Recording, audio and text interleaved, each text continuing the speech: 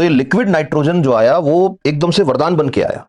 अब आपको 3 स्टेप के अंदर ये करना पड़ेगा। नंबर 1, आपको सीमन कलेक्ट करना है।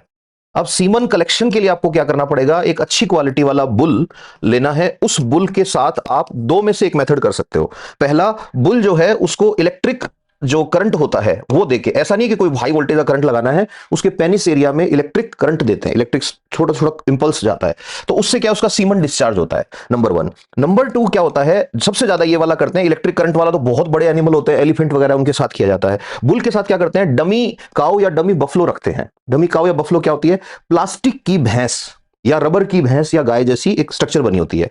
अब बुल जो है वो हीट में आता है और उस प्लास्टिक की भैंस के साथ या प्लास्टिक की गाय के साथ संबंध बनाता है। अब उसके वेजाइना की जगह पर क्या लगा के रखते हैं, कलेक्शन कंडोम बोलते हैं, वो लगा के रखते हैं। तो वो कैविटी जो है उसके अंदर सीमन इकट्ठा हो गया। ये पहला स्टेप है अभी, सीमन कलेक्शन।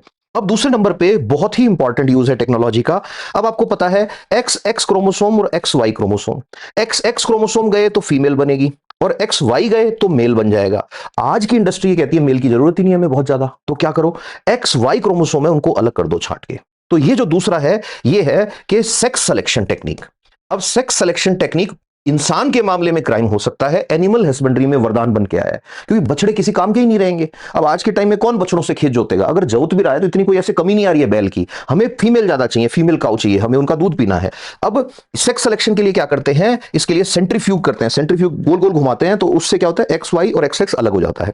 फिर तीसरे नंबर पे आपको फिर ये बताना है क्रायो प्रिजर्वेशन। क्रायो प्रिजर्वेशन वही बता दो कि -196 डिग्री सेल्सियस टेम्परेचर पे लिक्विड नाइट्रोजन का सिलेंडर होता है। अब लिक्विड नाइट्रोजन के डायरेक्ट कांटेक्ट में नहीं आता सीमन, सीमन को जैसे एक ट्यूब में पैक कर दिया आपने, ऐसे करके इसके ऊपर डिटेल्स लिख देते हैं, किस दिन सीमन कलेक्ट हुआ है, कितने बजे कलेक्ट हुआ है, कितने एक्टिव स्पर्म है इसके अंदर, ये भी पोटेंशियल इसके अंदर लिखा रहता है। ये पैक करके सील लग जाती है इस पे, और इसको जिस सिलेंडर में रखते हैं उस सिलेंडर की लेयर्स जो होती है यहां पे, यहां भरा रहता है लिक्विड नाइट्रोजन।